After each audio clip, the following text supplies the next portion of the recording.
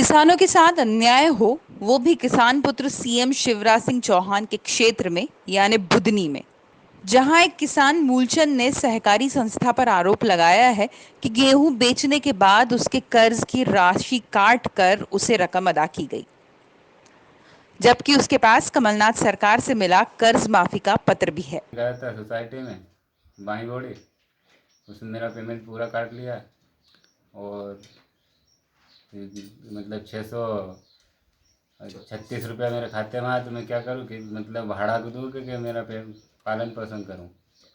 और टोटल फसल कितने की हुई थी आपकी? 16,000 मतलब 16 कुंटल 32,000 कुछ ऊपर की, अच्छा, उसमें 30,000 ऊपर की। हाँ। और बीमा काट लिया।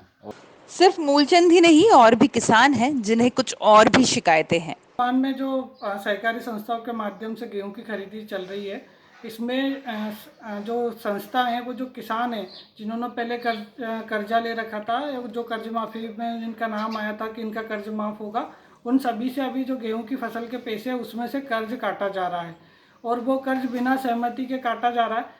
जब इस समय देश में कोरोना काल चल रहा है और किसान सरकार से उम्मीद लगाया हुआ था कि सरकार कुछ आर्थिक सहायता किसानों को देगी, उस समय मध्य प्रदेश सरकार द्वारा ऐसे कर्ज वसूली करना ज़बरदस्ती, ये बहुत गलत है।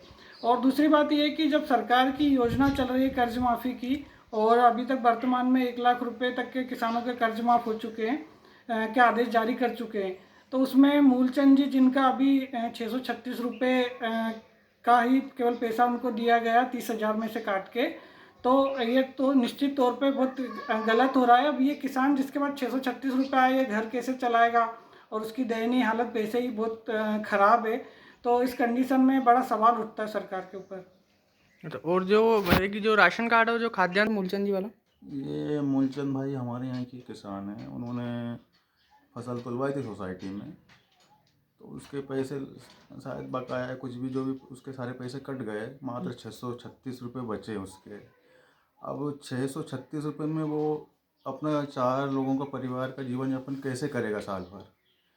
और दुर्भाग्यवश उसकी तबीयत भी ख़राब है, लगभग 2-1 साल से इलाज भी चल रहा है पथरी की बीमारी के चलते।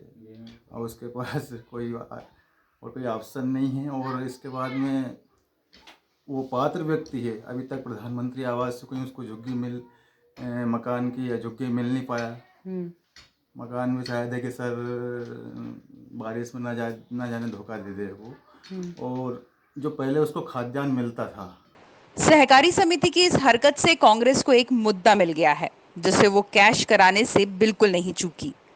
किसानों से वसूली जा रही इस कर्ज के लिए कांग्रेस ने शिवराज सरकार को दोषी ठहराया है। बुधनी विधानसभा के अंतर्गत एक गांव बोड़ी आता है और वहां के हमारे भाई मूलचंद जी एक छोटे से किसान हैं।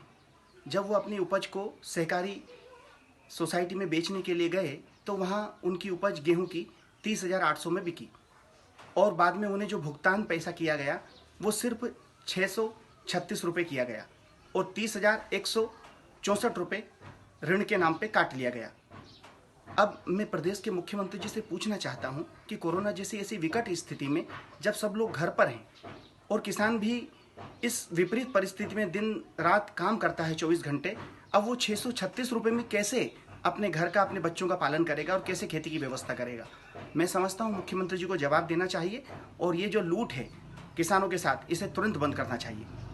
अब किसानों को इंतजार है उस वक्त का जब उनकी आवाज किसान पुत्र शिवराज सिंह चौहान तक पहुंचेगी और उनकी परेशानी दूर होगी। बुदनी से मुकेश प्रजापति की रिपोर्ट।